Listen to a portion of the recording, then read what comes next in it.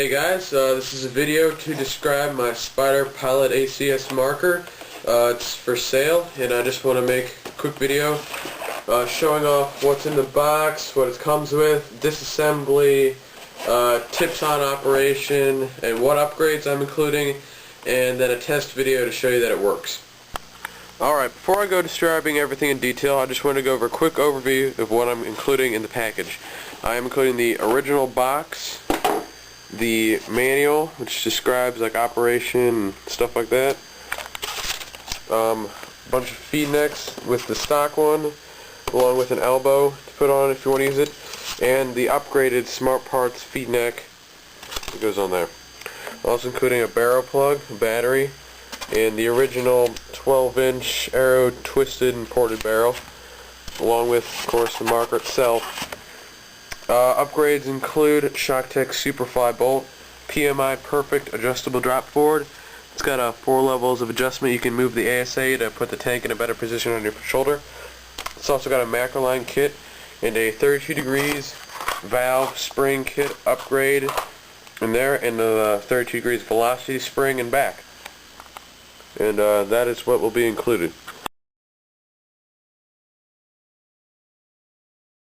Alright, taking apart a Spyder marker is pretty easy and straightforward.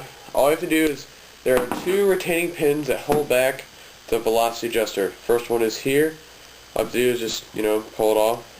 Second one, the internals are spring loaded, so to keep the internals from flying out at 5 feet across the room, just put your finger on the back. See the spring loaded, so take that out. You've probably done this before, but got your main velocity spring, the valve spring, right in here, in the velocity adjuster. You can just keep that together as a package. You do not need to lubricate anything in here. Then you got your bumper. This prevents the bolt from going back once the marker fires. After it goes forward, goes back and re-catches on the sear.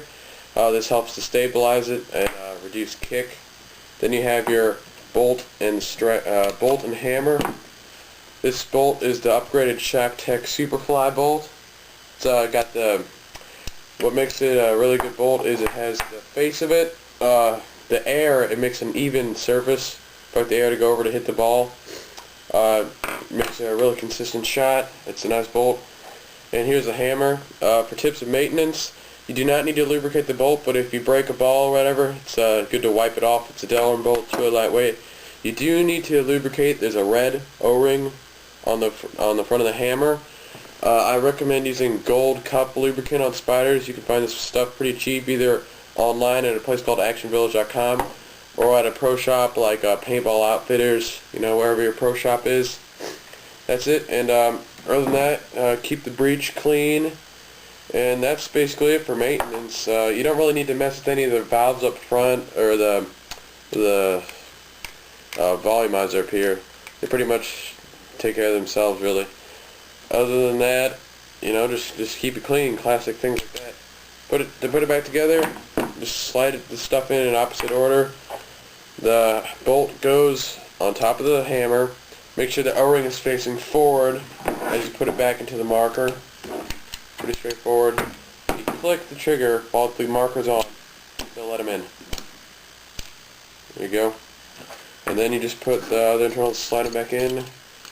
Have to jumble around a little bit to make sure you get them all in there. There you go. And then you just put the 2 retaining pins back in, and you are good to go. You can just test it real quick. Oh, sorry. I took one of the screws out of the bottom, that's why I didn't go at the start. It was a little bit loose, but that's basically it for maintenance. Alright, now for the electronics of the marker. It's got your standard Spyder frame. It's got the 32 degrees edge board, upgraded board. Has extra modes and extra versions of, it's got 3-round burst right here. Oh, oops. Sorry, that's 2 switches down. So I've forgotten what the modes are. Alright, now it's in 3-round burst. But that's slower. Then what you do is you can adjust the mode. See, you don't like it if it's that slow, you want a faster rate of fire. You can just turn down some of the switches slightly faster. Another one. faster still. And you can get it going pretty fast doing that. If you put all the switches to one side, that's just pure semi-auto. It'll go as fast as you come off the trigger. The gun can shoot pretty fast, basically as fast as you can pull the trigger. And two of the switches down, then you can put it onto full auto. You know, the bolt will be back. Not bad. So that's basically it for board and electronics. It's pretty straightforward. It's easy to work with board. You know, it's got the dip switches open to the air so you can switch modes on the fly. And that's basically it. Just to show you that it doesn't leak, screw in a tank. See? Then you turn on.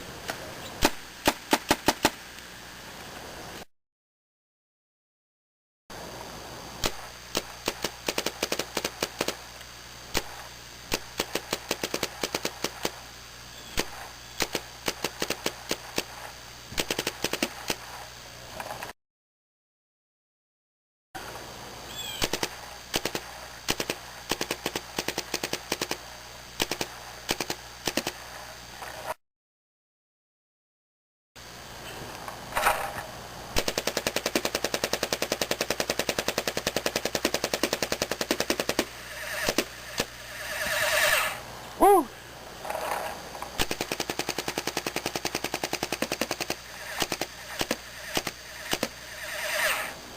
And that is the gun. Now just some dry firing.